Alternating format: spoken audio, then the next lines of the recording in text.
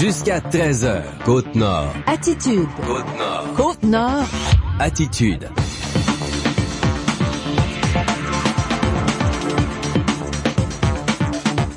Bon mardi midi tout le monde et bienvenue à notre émission d'actualité et d'affaires publiques à Pure FM. Mon nom est Jean Saint-Pierre, j'anime cette émission Côte-Nord Attitude et le mardi, je suis en compagnie du journaliste de Cogeco TV. Bonjour Tommy Auger. Bien le bonjour. Et ils ont été chanceux sur la météo ce matin, les gens qui nous ont convoqués à Pointe-Noire, n'est-ce pas? Ouais, moi je suis parti ce matin, j'ai vu le friment au sol, je me suis dit je vais amener ma veste d'hiver, mes gants, ma tuque. Ça a pas été trop long, j'ai enlevé ça rendu au bout du quai. C'était assez chaud, merci. J'ai l'impression qu'ils ont même peinturé le beau bateau, le Cielo d'Europa, tout récemment pour la cérémonie de Tata Steel ce matin. En tout cas, les fesses du bateau, c'est ça qu'on voyait. La cérémonie, donc, pour expliquer clairement ce qu'on a vécu ce matin à Pointe-Noire. On a été convoqués dès 8 heures ce matin par le bureau du ministre Pierre Arcan. On aura l'occasion d'entendre des extraits de son discours ce matin, Monsieur Arcan, au port de Sept-Îles du côté de Pointe-Noire.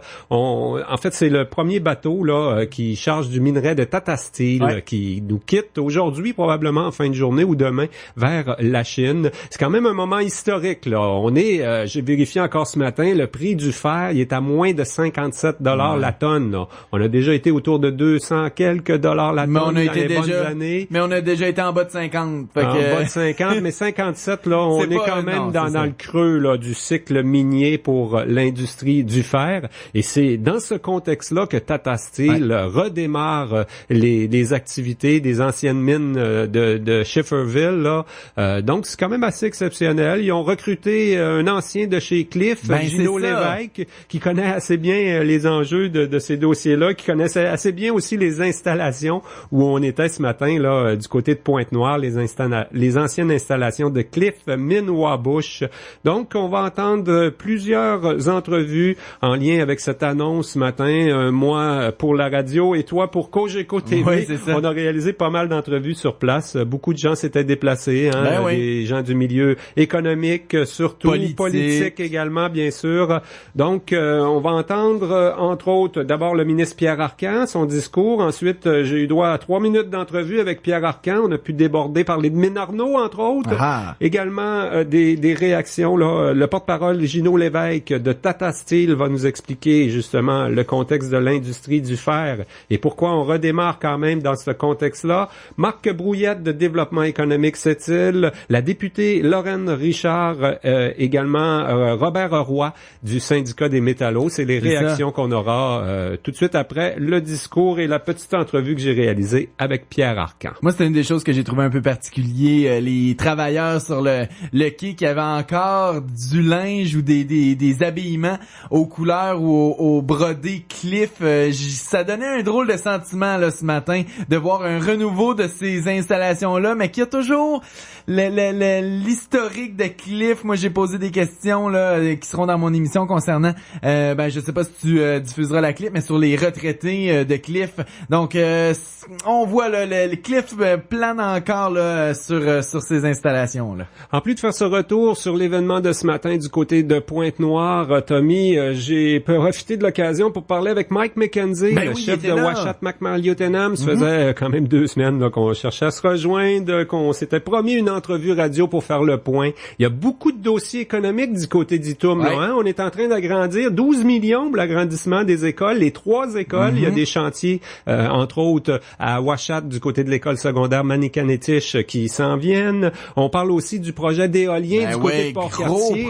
Un très gros projet. C'est 600 millions, quelque chose comme ça. Là, c'est gigantesque, mais on le sait, là, c'est des nouvelles technologies et ça comprend beaucoup d'argent, mais beau projet en perspective. Mais c'est des emplois aussi, Itum, le conseil de bande pour ses services, pour l'ensemble de ses activités, engage beaucoup de non-autochtones et on est conscient qu'avec des développements du côté de l'éolien, il y aura encore beaucoup de non-autochtones, mais on veut faire travailler notre monde.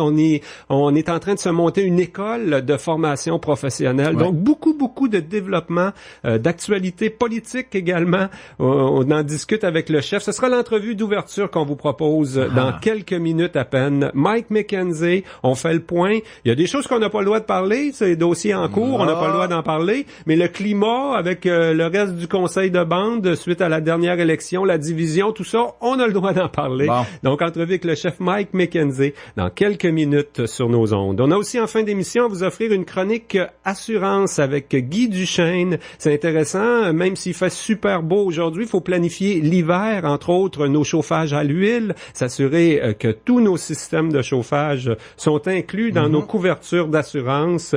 Également, qu'est-ce qu'on fait de nos voitures d'été, de nos motos pour la saison estivale, pour sauver un peu ces assurances puisqu'ils ne sont pas sur la route, ces véhicules. On en parle à Guy Duchesne, la chronique assurance, en fin d'émission Côte-Nord Attitude. Avant cette série d'entrevues, on vous propose à l'instant un bulletin d'information régionale. Actualité Pure FM. Ben, simplement le rappeler, le ministre de l'Énergie et des Ressources naturelles, responsable du plan Nord, responsable de la Côte-Nord, Pierre Arcan, a assisté ce matin au chargement du premier bateau de transport de minerais de Tata Steel à partir du quai de Pointe-Noire. Le ministre est très, très heureux de tout ce qui se passe autour du plan Nord et d'une certaine relance de l'industrie du fer, même si le prix n'a pas repris sur les marchés mondiaux.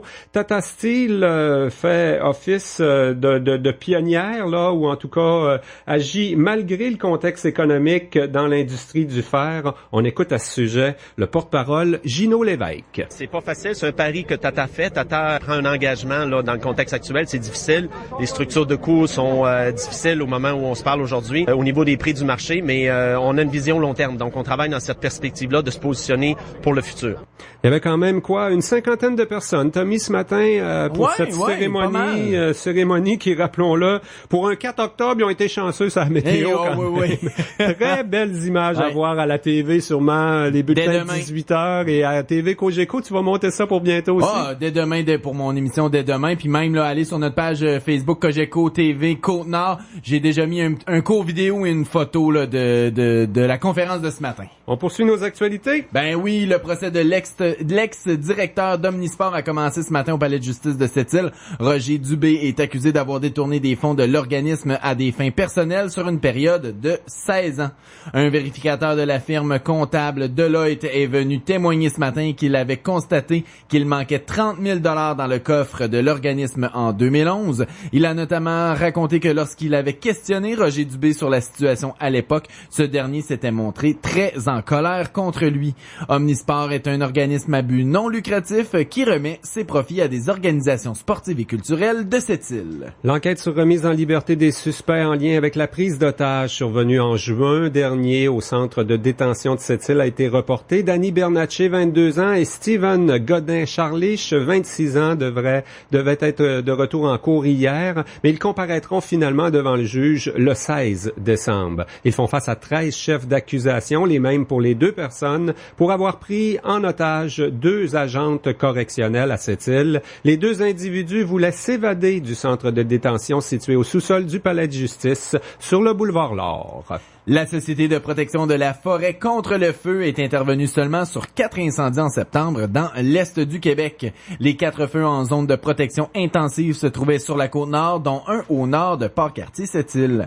Au total, la SOPFEU a répertorié 28 incendies sur la Côte-Nord en 2016, 38 en zone nordique et 16 dans le Bas-Saint-Laurent et en Gaspésie. Pour la Côte-Nord, la moyenne des 10 dernières années est de 38 feux de forêt.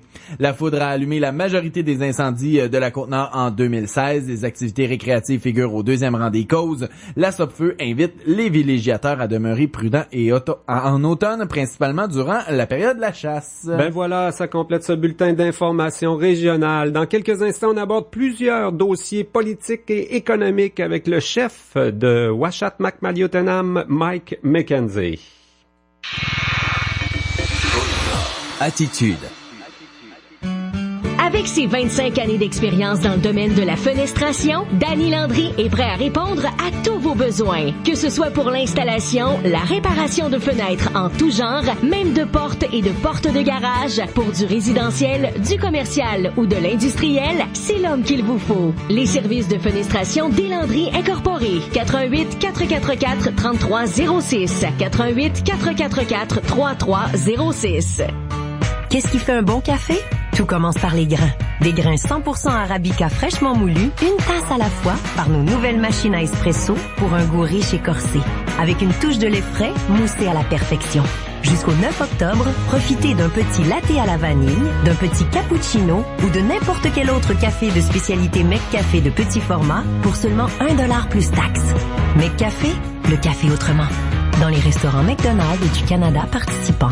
Détails en restaurant. Les grandes questions. Une présentation de l'Association forestière de la Côte-Nord. Est-ce que les citoyens ont leur mot à dire dans la gestion des forêts? La réponse est oui. Le ministère des Forêts, de la Faune et des Parcs procède à des consultations publiques sur les plans d'aménagement forestier. Ces consultations ont habituellement lieu à l'automne. Les gens peuvent consulter les documents en ligne ou en se présentant au bureau du ministère. Ils peuvent faire part de leurs préoccupations sur les travaux prévus, que ce soit de la récolte, de la construction de chemins ou des travaux sylvicoles non commerciaux. Les tables de gestion intégrées des ressources et du territoire rassemblent tous les utilisateurs dans un but d'harmonisation des usages de la forêt. On y retrouve les MRC, les communautés autochtones, les organismes de protection de l'environnement, les regroupements et les associations de pourvoirie, de zèques, de chasseurs et de pêcheurs, de trappeurs et de villégiateurs. Pour plus d'informations, visitez le www.afcn.qc.ca.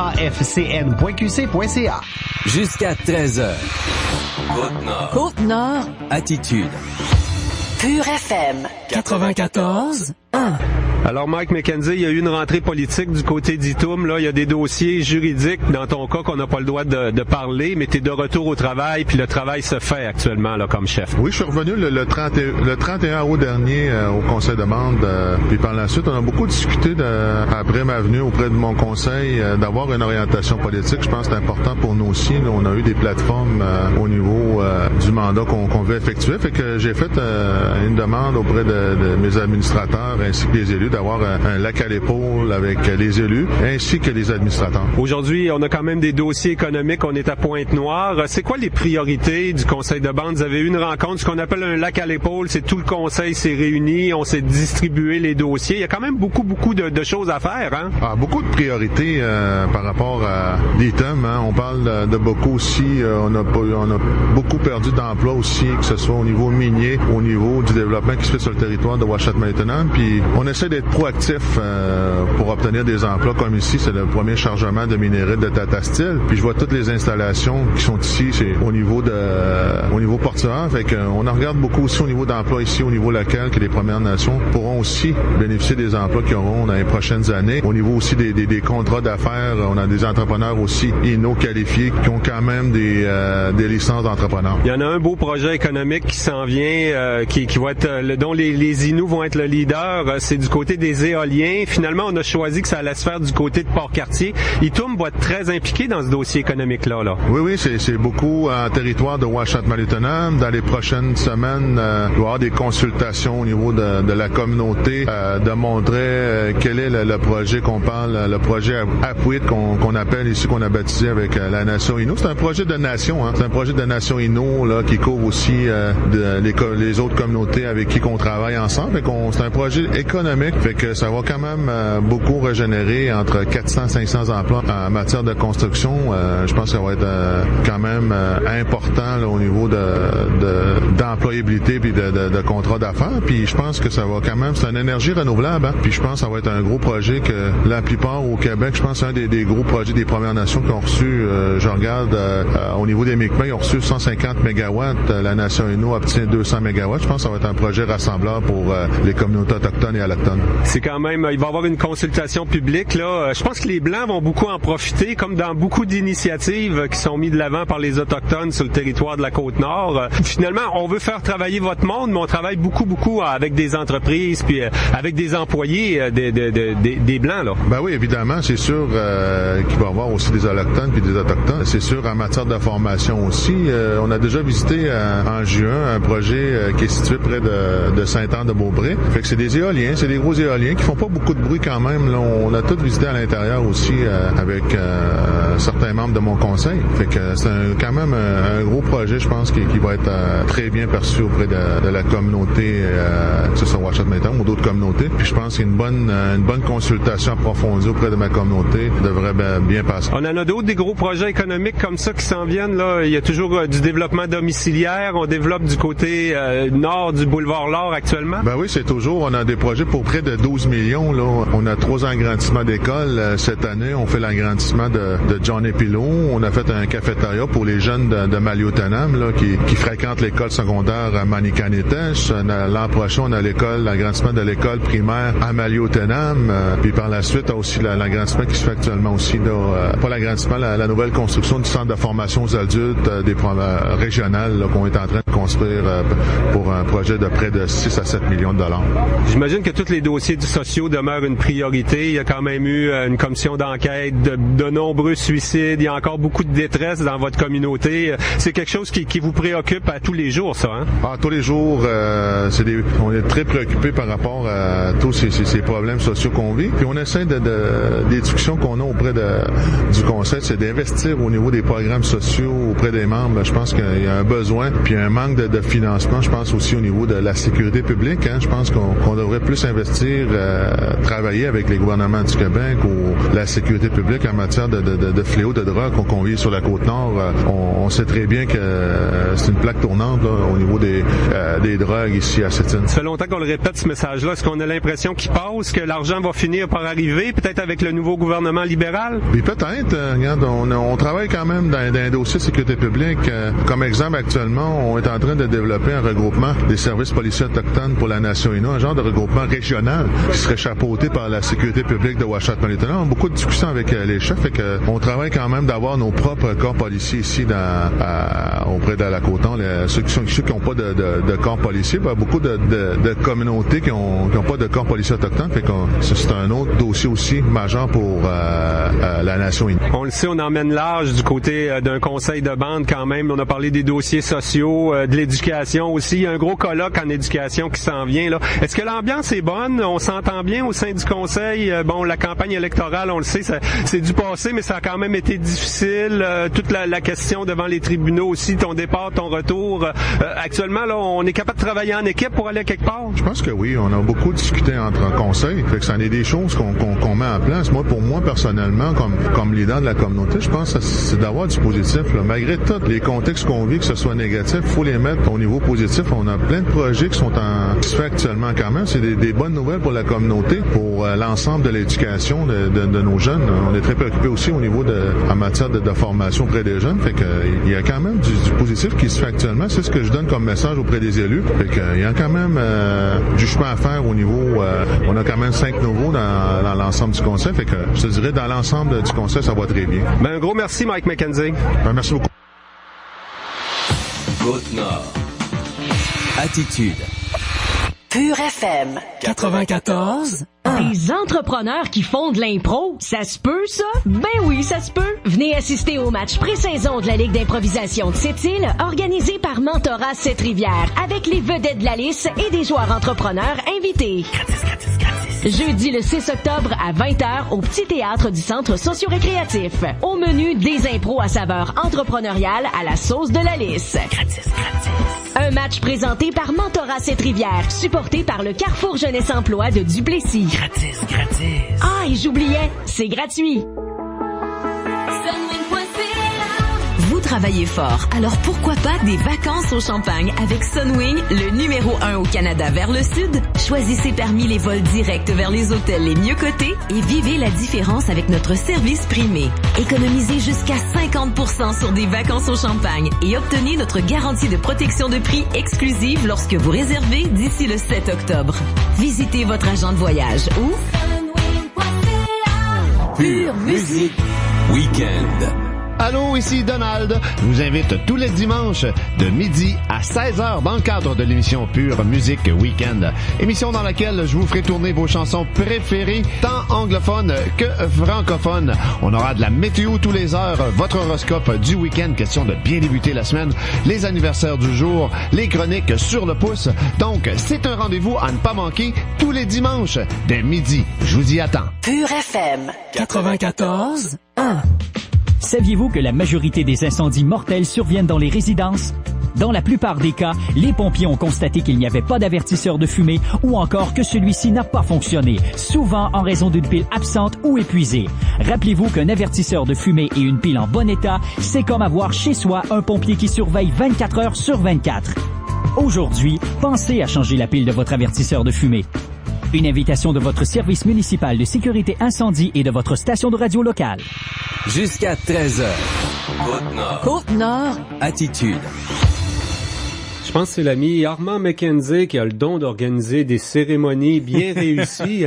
Il est maintenant conseiller juridique ou conseiller pour Tata Steel. Monsieur McKenzie qui est issu de la communauté de Schefferville. Tata Steel, c'est justement à Schefferville où ils prennent leurs minerais.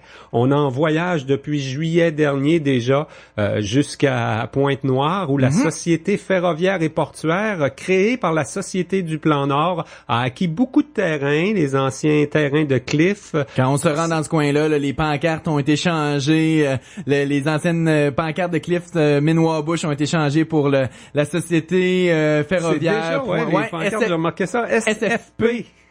Où étaient avant les vieilles affiches de Cliff, Minwabush avant Cliff également. Donc, le ministre de l'Énergie et des Ressources naturelles, ministre responsable du Plan Nord, ministre responsable de notre région Côte-Nord, Pierre Arcan, a assisté au chargement symbolique, si on veut. Là, je pense que ça fait 2 jours qu'il charge le bateau. Là, le premier bateau de transport de minerais de Tata Steel à partir du quai de Pointe-Noire. C'est significatif pour le ministre Arcan. Il en était très fier parce que son gouvernement a posé plusieurs gestes pour régler notamment l'accès au quai, l'accès à Pointe-Noire finalement pour les compagnies minières comme Champion et Tata Steel qui voudraient débarquer du minerai de fer à partir de la fosse de Labrador chez nous, l'accès au chemin de fer Arnaud aussi. Oui, tout ça, c'est le gouvernement du Québec qui l'a réglé pour permettre justement des activités comme celle de Tata Steel présentement. Le ministre Pierre Arcan était assez fier. On vous propose d'abord un large extrait de son discours,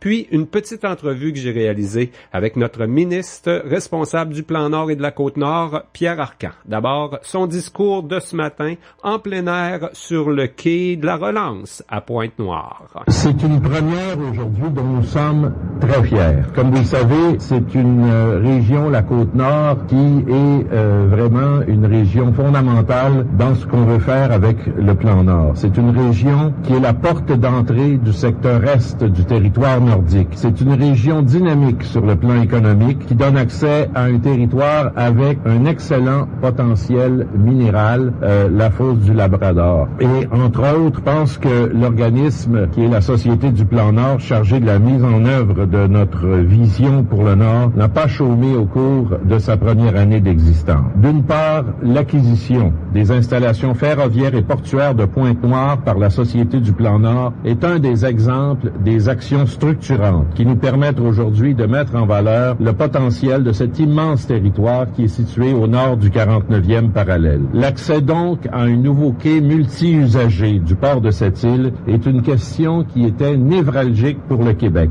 Je rappelle qu'à la suite des arrêts de l'activité de la Cliff Natural Resources, de la compagnie minière Cliff, l'accès au quai était compromis car les installations ferroviaires et les terrains permettant d'y accéder était la propriété de Cliff qui avait exercé à ce moment-là un pouvoir de nuisance très réel. C'est en réponse à cette situation que notre gouvernement a créé la Société ferroviaire et portuaire de Pointe-Noire et qu'il a acquis les infrastructures à Pointe-Noire au nord de cette île. C'est une décision stratégique et aujourd'hui je suis heureux de remarquer, parce que j'étais la semaine dernière aussi à Toronto et à un congrès qui s'appelle Mines and Money, et je dois vous dire qu'aujourd'hui, on s'aperçoit que nous récoltons les fruits, justement, de cette décision. Une transaction de plus de 66 millions de dollars qui permet aujourd'hui d'ouvrir l'accès pour les compagnies minières et les autres usagers aux infrastructures de la Pointe-Noire et du port de Sept-Îles, une des plaques tournantes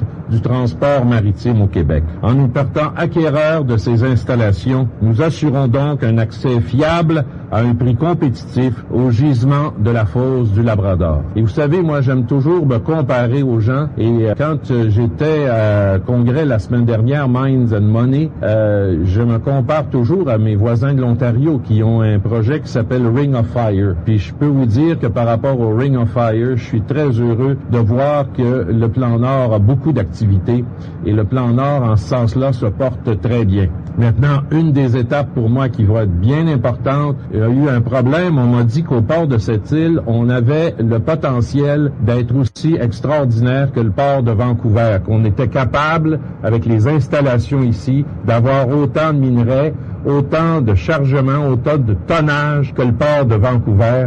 Ça va être ça, notre prochain défi. Et je dois vous dire que ça ne s'arrête pas là. Je pense qu'il faut continuer à travailler dans le plan Nord. Nous allons mettre en place un fonds spécial dans le plan Nord qui est financé à même les retombées des projets nordiques. Comme vous le savez, on est déjà en train de faire un plan qui va être un plan déjà qui a été annoncé l'an dernier et qui va se peaufiner au cours des prochaines semaines. D'ici 2020, nos interventions vont totaliser 1,3 milliard de dollars canadiens, soit 914 millions en investissement pour la réalisation de projets d'infrastructures stratégiques et 425 millions de dollars pour la réalisation d'initiatives prioritaires et évidemment l'administration de la Société du Plan Nord. C'est donc dans ce même esprit de développement du Nord et plus particulièrement du secteur minier que nous avons attribué récemment une contribution financière qui totalise 175 millions de dollars à Tata Steel pour appuyer la réalisation d'un projet de mine de fer à Shefferville. Cette intervention financière correspond d'abord à un prêt de 50 millions de dollars attribué par Investissement Québec, ainsi qu'une prise de participation de 125 millions de dollars qui est effectuée par l'entreprise Mines Hydrocarbures. C'est donc l'appui à ce projet, tout comme l'acquisition des infrastructures de Pointe-Noire, qui démontre notre volonté de stimuler la croissance de l'industrie minière québécoise et d'encourager la mise en valeur de nos ressources naturelles. En somme, que ce soit dans le cadre du plan Nord, que ce soit dans le cadre de notre vision que nous avons développée pour tous les projets miniers au Québec, ou encore dans le cadre de la stratégie maritime, nous agissons pour mettre en place les conditions nécessaires à un déploiement économique durable, notamment par le développement des infrastructures, parce que ce que c'est, dans le fond, dans le plan Nord, la première règle de base, c'est le déploiement de nos infrastructures. Nos démarches ont donc porté fruit. Les opérations de transbordement, de chargement, de manutention du minerai de fer ont repris au cours de la dernière semaine du mois de juillet 2016 et par la suite, et selon l'amélioration du prix du fer sur le marché international et la mise en activité des mines de la fosse du Labrador, les volumes transitant par Pointe-Noire pourraient atteindre 14,5 mégatonnes en 2019-2020. Actuellement, les infrastructures acquises à Pointe-Noire sont en activité et sont maintenues en état par une équipe de 18 personnes. Environ 20 personnes supplémentaires ont été rappelées pour accélérer la mise en niveau et assurer les opérations d'expédition du minerai de fer prévues à l'été et à l'automne 2016. Donc, comme vous pouvez le constater, nous travaillons sur plusieurs fronts pour mettre en place les conditions et les mesures propices au développement de projets porteurs. Mais voilà, ça c'est le discours prononcé ce matin par le ministre responsable de l'Énergie, des Ressources naturelles et du Plan Nord, Pierre Arcan, à Pointe-Noire, sur le quai de la Relance du port de Sept-Îles. C'est juste plate que vous aviez pas le visuel, parce que c'était très très beau comme visuel ou comme stage-up. Dans les prochains instants, on aura des explications et quelques réactions avec Gino Lévesque de la compagnie Tata Steel Canada, Robert Roy du syndicat des métallos, Lorraine Richard, la députée de Duplessis et Marc Brouillette, président de développement économique Sept-Îles. Mais avant, j'ai eu droit à un petit 4 minutes avec le ministre Pierre Arcan pour aborder d'autres dossiers, notamment celui de Mine-Arnaud. Voici l'entrevue. Monsieur le ministre, les antennes régionales, dont le bureau de Sept-Îles, la Société du Plan Nord, ont un an presque jour pour jour aujourd'hui. Les deux députés de la Côte-Nord ont critiqué un peu le bilan de la première année. On voudrait peut-être plus de fonds ou de budget autonome pour un bureau comme Sept-Îles pour le développement. Qu'est-ce que vous en pensez? Pour vous, le bilan est positif des antennes régionales? Oui, vous savez, l'opposition est là pour critiquer. Alors, faut bien comprendre leur vision des choses. Mais moi, je suis très satisfait parce que quand je regarde les fonds qui ont été mis de l'avant par la Société du Plan Nord, il y a eu au-delà de 50 programmes, il y a eu 50 projets en fait qui ont été faits d'une part, et d'autre part, sur l'ensemble du territoire du Plan Nord là, qui va jusqu'à Bay James, il y a 60% ou près de 60% que c'était sur la Côte-Nord. Donc ça veut dire qu'il s'est passé des choses, et les gens de la Côte-Nord sont créatifs, les gens de la Côte-Nord nous sont arrivés avec des projets, on les a appuyés et je pense que ça commence à faire une différence. Puis évidemment aujourd'hui avec l'achat du terrain de Cliff, je pense que ça relance, en tout cas de façon assez évidente, la production de minerais de fer et on souhaite que les cours mondiaux continuent de se maintenir pour qu'on puisse évidemment avoir d'autres projets de cette nature-là. Mais moi, je vous dirais qu'actuellement, on va continuer d'aller dans cette direction-là. Il va y avoir d'autres fonds qui vont être votés au cours du prochain budget du gouvernement du Québec. Et je pense qu'il n'y a pas de problème en ce qui me concerne. Je pense qu'il y a des besoins sur le territoire et on va faire le maximum pour les combler. Il est très bas le prix du fer actuellement à 57 $ la tonne. Il a déjà été autour de 195, 200 $. Est-ce que le Plan Nord arrivait d'un mauvais moment, quoi? C'est un peu exceptionnel ce qui se passe aujourd'hui avec Tata Steel. Là. Oui, mais écoutez, ils ont quand même investi $1 milliard dans ces projets-là. Donc, une entreprise qui investit $1 milliard avec un prix du fer à 50 quelques $, à un moment donné, le prix du fer peut pas tomber indéfiniment. À un moment donné, quand vous êtes à un certain niveau, vous ne pouvez que remonter. Alors, moi, ce que je vous dis, c'est que les compagnies ont réussi à vivre dans cet environnement-là depuis les dernières années qui étaient plus difficiles. Elles ont ajusté leur prix, leur façon de faire. Et moi, en tout cas, ce que j'ai entendu de leur part, c'est passablement positif. Alors, moi, je suis optimiste pour l'avenir. Je pense qu'il va y avoir une recrudescence des activités. Les marchés de l'apatite, là, je parle de Mine-Arnaud, c'est un peu les mêmes phénomènes, quoi. C'est les marchés qui vont déterminer que le projet se lance. On entend toutes sortes de choses là, concernant le projet Mine-Arnaud. Je suis sûr que vous surveillez le dossier d'un œil quand même. Oui, tous les jours, je m'informe. Mais d'abord, premièrement, le marché de l'apatite, c'est un marché qui est stable. Il n'y a pas de... tous les avis, en tout cas, c'est que le marché baissera pas au niveau de l'apatite, premièrement. Deuxièmement, il y a un élément qui est majeur, c'est que au niveau de la Russie, qui exportait beaucoup d'apatite, ils ont annoncé que l'apatite allait servir à leur marché intérieur. Ça ouvre une porte pour le Québec. Puis en plus de ça, l'apatite dans le Mine-Arnaud, c'est pas pour rien que Yara a décidé de revenir dans le dossier. C'est qu'il y a une possibilité, entre autres en Europe, pour fabriquer des engrais de qualité et on a un apatite de qualité avec Mine-Arnaud. Alors actuellement, il y a un nombre important de joueurs qui sont intéressés, mais comme vous le savez, il y a Yara qui veut pas être majoritaire, qui veut avoir une participation, Investissement Québec qui veut pas être majoritaire, qui veut avoir une participation, des gens qui sont appelés à faire du financement mais qui sont pas des opérateurs. Il y a beaucoup de monde dans la cuisine. Il s'agit de mettre les grands ingrédients pour qu'on ait un scénario dans ce dossier-là qui va être un scénario gagnant-gagnant. Merci beaucoup. Merci. Attitude. Vous rêvez d'une liberté sans lunettes pour voir de près et de loin? Mercredi le 5 octobre, votre boutique Iris de Sept-Îles vous invite à une journée d'information sur la correction de la vision par le laser. Est-ce que ça fait mal? Est-ce qu'il y a des risques? Suis-je un bon candidat? Nous répondrons à toutes vos questions. Pour profiter d'une liberté sans lunettes de loin comme de près, réservez votre place en contactant votre boutique Iris de Sept-Îles au 962-4848. Voyons donc, es-tu correct? Oui. Je viens d'apprendre que pour seulement 133 $ par mois, TELUS m'offre la téléphonie 150 et Internet optique 50 ultra rapide et le nouveau service téléoptique 4K avec une qualité d'image renversante. Ça m'a littéralement jeté à terre. Une chance qu'ils n'ont pas fait une offre explosive. Profitez de la technologie renversante du combo Optique 50 de TELUS à partir de seulement 133 $ par mois. Les conditions s'appliquent. Détails sur telusquebec.com ou chez MD Communications à Sept-Îles. Les douces soirées Pure FM. Allô, c'est Valérie. Du lundi au jeudi dès 19h, je vous invite à entrer avec moi dans les douces soirées Pure FM. On savoure ensemble les meilleures balades.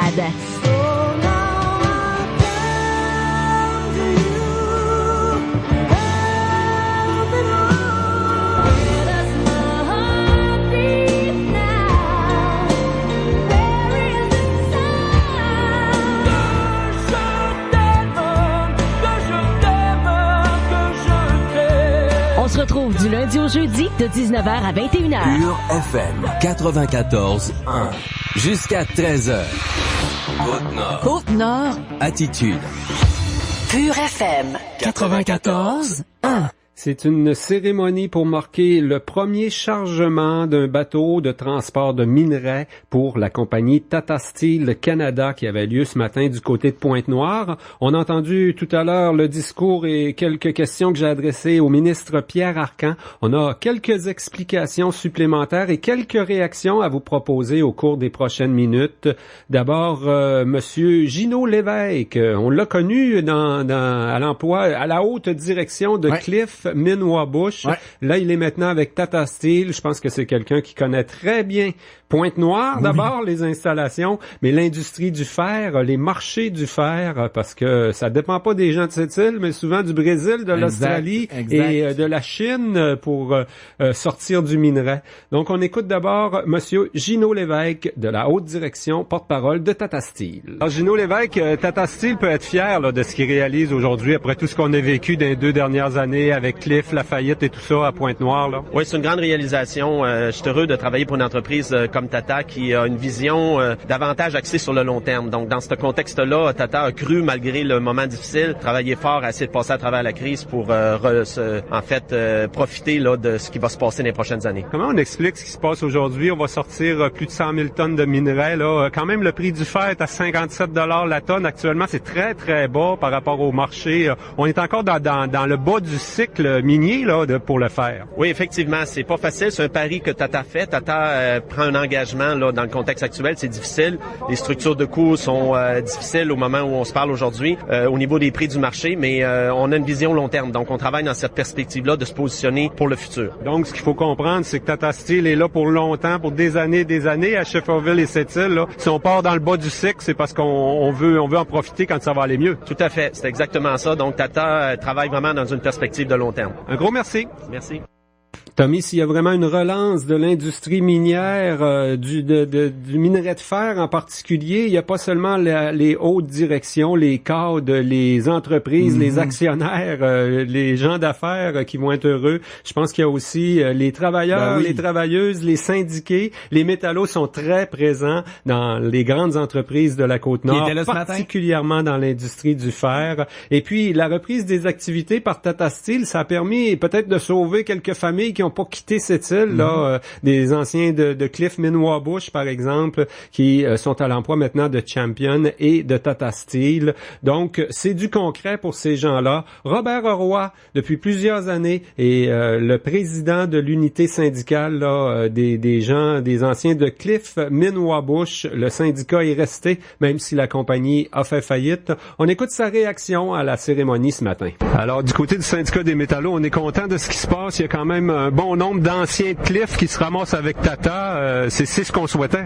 Oui, effectivement. C'est tous des gens connus. Monsieur Lévesque, on le connaît. Il a été directeur général ici pour Cliff. Écoutez, on est un pays de connaissances et eux aussi. Puis ça, c'est jamais mauvais, je vous dirais, pour les relations. J'imagine qu'on en voudrait plus. Il y a quand même des retraités de Cliff. Pas des retraités, mais des gens de Cliff là, qui seraient encore aptes au travail, bien disponibles, puis qui peuvent pas le faire non plus. Là. Ben, c'est clair, parce que là, je vous dirais que le débit de travail n'est pas assez gros pour rappeler tout le monde. Ça fait que c'est clair qu'on veut tout revoir nos anciens confrères de travail ici, mais pour le moment, écoute, on fait avec les circonstances et avec la situation, avec le volume de minerais qu'on a. À plus long terme, on est confiant, quoi, ça va se placer, peut-être avec autant de travailleurs, autant d'activités minières qu'il y a quelques années quand le prix du fer est au sommet, là. On l'espère, mais je dirais que c'est le marché qui va décider de tout ça. C'est sûr que si le minerai demeure entre 40 et 60 pièces la tonne, la reprise va être plus lente. Si ça monte à 100 $ la tonne, ben là, écoute, à court terme, on va voir plus de monde ici, et c'est ce qu'on souhaite ardemment. Il y a d'autres compagnies aussi, comme Champion, qui veut réouvrir éventuellement les mines du lac Blum, là, peut-être quand le prix sera un petit peu amélioré sur les marchés. Pour le syndicat des métallos, est-ce qu'on a une stratégie, quoi? On veut être présent dans l'industrie du fer autant qu'à l'époque de Cliff? C'est clair qu'on veut être présent dans l'industrie du fer. Les métallos ont leur place là, puis on a une très grande connaissance, je vous dirais, du marché et du domaine minier. Puis, principalement ici à Côte-Nord, je veux dire, les métallos sont présents dans tout ce qui est minier. Puis on souhaite que ça perdure dans les années à venir. Un gros merci. Merci à vous. On a 2 autres réactions à vous offrir suite à cette cérémonie ce matin qui a regroupé quand même pas mal de monde. Si vous voulez voir la photo, c'est sur le Facebook de Pure FM 94. Les gens des métallos, les gens de Tata Steel, le ministre au centre, bien sûr, ministre Pierre Arcan, qui était chez nous pour cette cérémonie soulignant le chargement du premier bateau de transport de minerais de Tata Steel. Notre député péquiste, député de l'opposition du Parti québécois, qui ressort dans la photo et disons que ses opposants de la Chambre... Elle est arrivée avec son manteau rouge. Ouais, les libéraux qui étaient présents là n'ont pas manqué de souligner ce fait qu'elle était habillée tout de rouge. Donc, j'imagine que ça fera partie des blagues qu'elle recevra à l'Assemblée nationale, mais du moins, elle était là ce matin pour participer à la cérémonie. On a sa réaction, donc, Lorraine Richard, également celle du président de développement économique cette-île, Marc Brouillette. On vous fait entendre ces 2 entrevues. Lorraine Richard est quand même Tata Steel qui investit là, qui relance un peu l'industrie du fer malgré qu'on est dans le bas du cycle. C'est une bonne annonce ce qui se passe aujourd'hui à cette île? Écoutez, moi je trouve que c'est une belle journée parce que c'est le premier chargement de Tata Steel sur les anciennes installations de Pointe-Noire et c'est la venue aussi d'un nouveau joueur qu'on va appeler la Société ferroviaire portuaire de Pointe-Noire et je pense que c'est une bonne chose. Oui. Est-ce qu'il faut dire merci au ministre Arcan et à la Société du Plan Nord pour ce qui se passe aujourd'hui? Faut dire aussi merci au Parti québécois parce qu'on avait déjà commencé à avoir des négociations, que ce soit il y a eu des échanges du côté de Tata Steel ou que ce soit pour reprendre les installations de Cliff. Mais on peut dire merci au ministre Arcan. C'est quand même un ministre qui est à l'écoute de la Côte-Nord. Pour la Société du Plan Nord, mais écoutez, elle fait son travail, mais vous savez que j'ai des réserves par rapport à ce qu'est la Société du Plan Nord. Il reste que le prix du fer est encore très bas. On ne sait pas qu'est-ce qui va se passer dans les prochaines semaines. Est-ce qu'il faut vraiment espérer? C'est un cycle, ça va nécessairement remonter, puis il va y avoir autant d'emplois qu'avant? C'est sûr que c'est un cycle. Il faut espérer que ça revienne. Présentement, oui, on a un premier chargement aujourd'hui. Vous savez que Tata va cesser ses activités bientôt. Ce qu'on espère, c'est que le prix du fer reprenne pour qu'on puisse avoir vraiment que ces installations puissent servir davantage dans l'avenir, parce qu'on est tributaire, entre autres, de l'industrie du fer. Il y a d'autres projets, moi, qui me tiennent à cœur, que je pense à Phase 3 à Alouette, que je pense à Ménarneau aussi. On peut pas, faut diversifier notre économie. Merci beaucoup. Alors, le président de développement économique cette-île doit se réjouir de ce qu'on a aujourd'hui, là, un premier bateau qui sort du minerai. Quand même, dans le bas du cycle minier, là, Marc Brouillette, le prix du fer est quand même très bas actuellement. Je pense que c'est vraiment un message fort, comme le soulignait le ministre, puis M.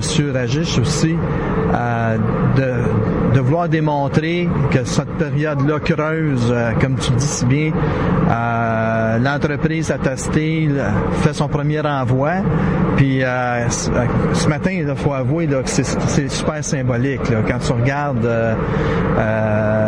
ici, ça fait 2 ans qu'on n'a pas utilisé les installations, qui ont réussi à tout mettre en œuvre dans l'espace de moins de 7 mois, puis dans la vraie vie, là, c'est même quelques mois, pour faire ce transport-là de minerais ce matin. Là, c'est vraiment là, c'est à souligner. Et j'espère que ça va envoyer un message ailleurs au niveau mondial. Puis pour nous autres, localement, je pense aussi, c'est un peu de bouffée d'air frais. Là, quand on voit qu'il y a une activité activités semblables qui se passent quand ça fait quand même plusieurs années là, qu'on n'a pas vu autant d'activités ici là, à ce quai-ci.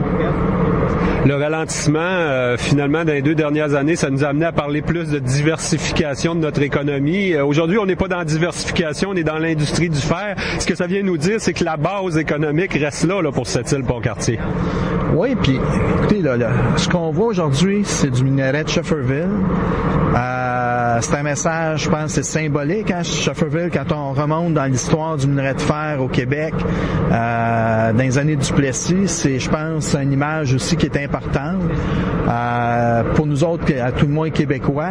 Et je pense que c'est important aussi d'envoyer ce message-là dans la communauté d'affaires au niveau international ou mondial, même si c'est peut-être pas évident, on est quand même capable au Québec de faire de l'exportation de notre minerai, même si le taux est très bas comme on le voit actuellement. Moi, je pense que c'est ça que les gens doivent comprendre aujourd'hui comme situation. La Côte-Nord, là, on n'est pas à notre dernier balbutiement, là, comme certains, j'entendais récemment le dire. C'est pas vrai, là. Moi, je pense qu'on est dans une période de consolidation, on l'a répété.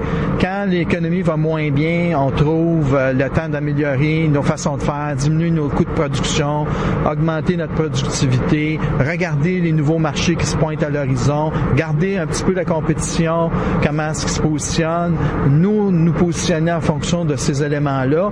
Et quand la reprise se fait, on est prêt, puis on est en mesure de répondre aux besoins de la clientèle. C'est ça que la Côte-Nord fait actuellement. Et ça, c'est une illustration ce matin, là, pure, nette et simple de cela. On peut dire que le gouvernement du Québec a fait sa part dans tout ça, là. Si on est ici aujourd'hui, c'est grâce au soutien un petit peu de la Société du Plan Nord, le ministre Pierre Arcan qui est sur place. Il y a eu 175 millions de dollars. Je pense que le gouvernement libéral a été un bon accompagnateur pour l'industrie du fer de la Côte-Nord, pour Tata en particulier.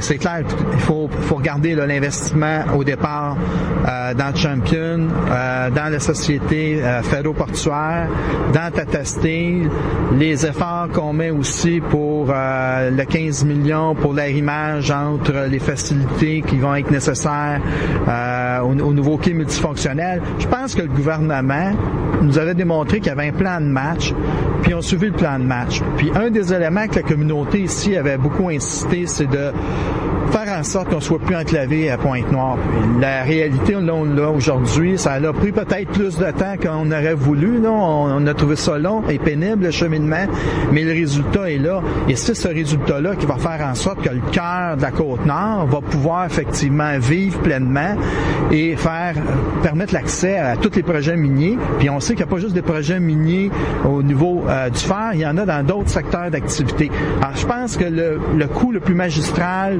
pour nous tous ici, ça a été l'acquisition des terrains de Cliff là, à Pointe-Noire. La prochaine grosse annonce à cette île, ce qu'on espère, c'est que ça soit la phase 3 d'Alouette, quoi. Il semble y avoir un redressement là, au niveau de l'aluminium. Les perspectives sont peut-être bonnes à ce moment-ci.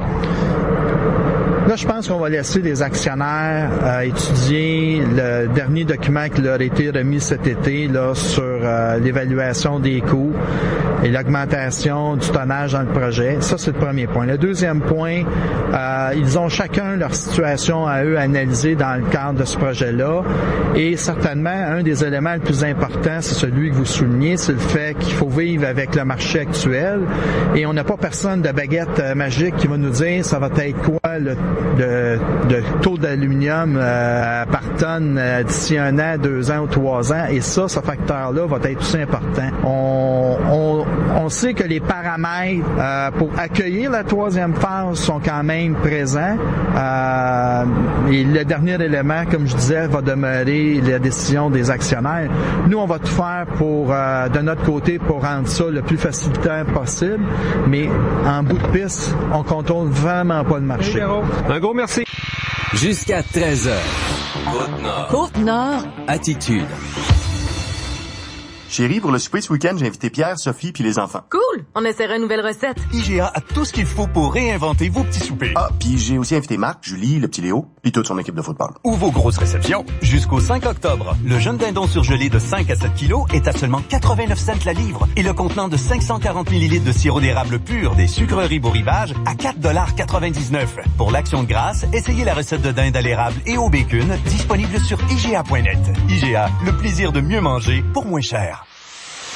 De Nashville à la Côte-Nord. Je vous invite à être du rendez-vous ce samedi 17h pour De Nashville à la Côte-Nord. Vos salutations et demandes spéciales. Soyez-y samedi 17h à 21h. Pure FM 94. La chronique d'assurance vous est présentée par Accès Conseil Mainguy Gagnon Rochette, votre cabinet de services financiers et courtier en assurance de dommages par excellence à Sept-Îles, au 493C Avenue Brochu, 88 962 6916. Pour notre chronique assurance aujourd'hui, je m'entretiens avec Guy Duchesne de chez Accès Conseil Mainguy Gagnon Rochette. Bonjour Guy. Allô Jean. Guy, on va parler de nos voitures qu'il faudra bien rémiser, là, nos petites voitures d'été, mais d'abord du chauffage à l'huile, hein, c'est encore quelque chose de bien commun dans plusieurs résidences à cette île. Effectivement, plusieurs résidences sont munies d'un chauffage soit principal à l'huile ou d'un chauffage auxiliaire, chauffage à point, ou de plus en plus on voit également des fournaises bi-énergie, donc qui est un mélange d'électricité et d'huile, ou un mélange de bois et d'électricité, ou de bois et huile, donc dépendamment du système qu'on a. Je voulais aborder le sujet des réservoirs à l'huile, parce que de base, dans les contrats d'assurance résidentielle, la protection pour la pollution qui pourrait être occasionnée par une fuite d'huile n'est pas couverte. Donc, c'est important, lorsque les gens possèdent à leur résidence un réservoir à l'huile, d'aviser leur courtier d'assurance pour avoir la bonne protection. On peut ajouter à notre contrat d'assurance un avenant afin de couvrir la fuite ou le débordement du mazout, de l'huile, du réservoir, selon certaines conditions. Les montants d'assurance maximum qu'on peut obtenir chez la majorité des assureurs, c'est 100 000 $. Donc, 100 000 $, ce n'est quand même pas énormément. Ça couvre tant les dommages causés à notre sol ou à notre résident, de même que les dommages qui pourraient être occasionnés chez un voisin si la fuite d'huile s'est répandue chez le voisin. Et dans ces cas-là, 100 000 $, c'est pas beaucoup s'il faut décontaminer des sols. Il y a des mesures à prendre qui sont importantes. Lorsqu'on parle d'un réservoir extérieur, on en voit de moins en moins, mais il y en a encore. L'assureur va exiger son remplacement après 10 ans. Sinon, la protection ne sera plus admissible. On ne pourra plus donner la protection aux gens. Et dans le cas des réservoirs intérieurs, on parle de 25 ans. On sait que la rouille est l'ennemi numéro 1 des réservoirs, donc c'est souvent dans des sous-sols, il y a plus d'humidité. Lorsque le réservoir est extérieur, donc est très propice à être affecté par la température et l'humidité. Donc, après 10 ans, l'assureur va exiger son remplacement, pas juste du réservoir, mais également de toutes les conduites qui sont reliées entre le réservoir et la fournaise. Il fait beau aujourd'hui, on est en octobre quand même, l'hiver va arriver, il faut quand même planifier justement, pas se barricader, mais s'isoler puis s'assurer nos chauffages sont fonctionnels pour l'hiver. Il y en a beaucoup qui ont divers systèmes, notamment du chauffage au bois ou un foyer. Ça doit être rapporté dans les assurances, hein? Effectivement, le foyer domestique qui est seulement décoratif, on doit aviser son assureur, mais il n'aura pas de surprime reliée à ça sur votre contrat d'assurance. Par contre, lorsqu'on parle d'un poêle à bois qui est utilisé comme chauffage d'appoint, effectivement, il peut avoir une tarification adaptée pour le chauffage au bois. Et c'est important de s'assurer, si on installe un nouveau poêle à bois, qu'il soit installé selon les normes du fabricant. J'imagine que ça fonctionne beaucoup avec les statistiques. C'est parce que les risques d'incendie par des poêles à bois, par exemple, c'est encore très élevé. C'est pour ça qu'il y a des primes puis qu'on doit s'assurer d'avoir une bonne couverture assurante. Effectivement, c'est un risque supplémentaire. Donc, on chauffe au bois, on utilise, il y a des risques que des tisons peuvent sortir, la cheminée chauffe, c'est souvent le cas. Des fois, si la cheminée n'est pas bien été entretenue, pas bien ramonée, il peut y avoir une surchauffe et c'est là que il peut y avoir des risques d'incendie plus élevés que si une personne chauffe simplement à l'électricité, par exemple. Les chauffages à l'huile, au mazout, comme on disait dans le temps, c'est encore efficace. Par contre, il y en a peut-être qui ont des vieilles installations dans certaines maisons. Il faut s'assurer que tout est bien fonctionnel. L'entretien de ça, là, c'est important. C'est la base. C'est là qu'on peut avoir de très mauvaises surprises. Moi-même, j'ai un système à la bi-énergie électrique et mazout et c'est merveilleux comme système. Sauf qu'il faut s'assurer que l'âge du réservoir. Puis les gens nous disent des fois, on veut acheter la maison, je connais pas l'âge du réservoir. Dites-vous que depuis 1998, l'année de fabrication, minimum depuis 1998, peut-être avant pour certains fabricants, mais c'est obligatoire depuis 1998 que l'année de fabrication soit indiquée sur le réservoir. Donc vous pouvez aller le vérifier. S'il n'est pas indiqué 98, donc votre réservoir il est dû pour être changé. Si vous ne voyez pas de date dessus. Ouais, les incendies là dans des foyers résidentiels, c'est souvent lié au système de chauffage. Même si on a un système électrique, très souvent c'est de là que la cause est là. Hein? Effectivement. Puis on en voit beaucoup dans les débuts de saison lorsque le chauffage débute. Là. Donc c'est pas une vérification à faire avant de démarrer nos systèmes.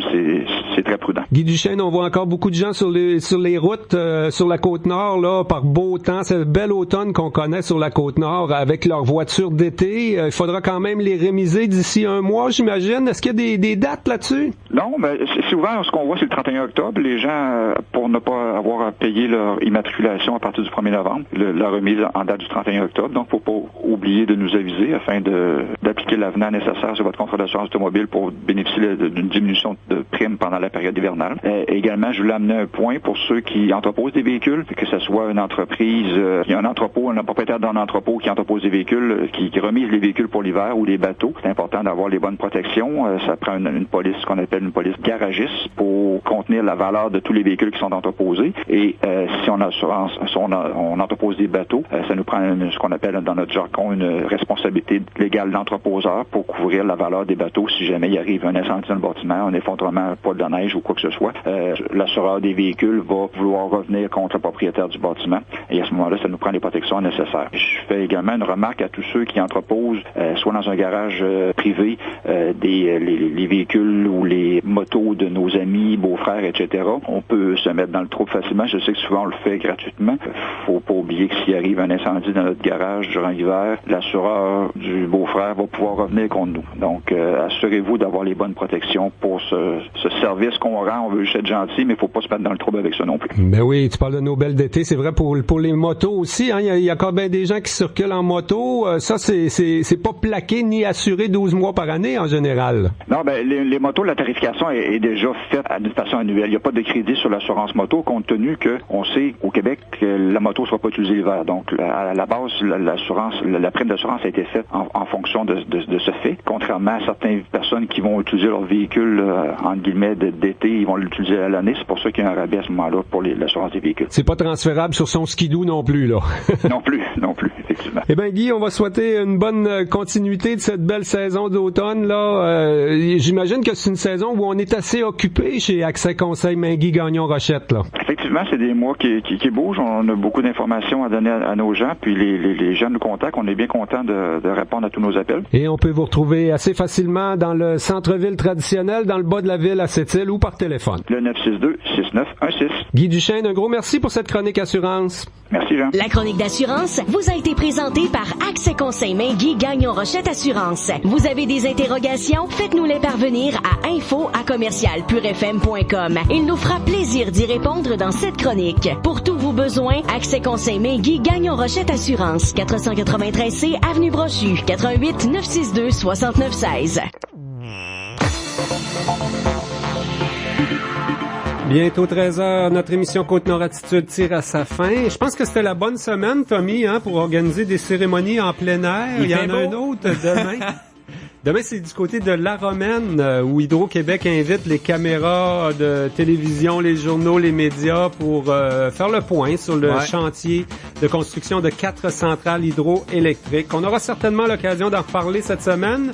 Par contre, nous, demain, à Côte-Nord Attitude, on va parler du réseau de la santé. Ouais. On reçoit en ouverture demain à notre émission d'actualité et d'affaires publiques les deux présidents, le président directeur général du CIS Côte-Nord, le Centre intégré de santé et de services sociaux, M. Marc Fortin, de même que le président du conseil d'administration, M. Denis Mious, pour parler entre autres des relations de travail dans le réseau, de l'urgence à cette île, il y a plusieurs sujets, du projet OptiLab. Ce sont des sujets qu'on va traiter avec ces deux hauts dirigeants du Centre intégré de santé et de services sociaux. Oubliez pas non plus que nos émissions sont maintenant en format balado-diffusion ou podcast sur la page Facebook de Pure FM 94.1.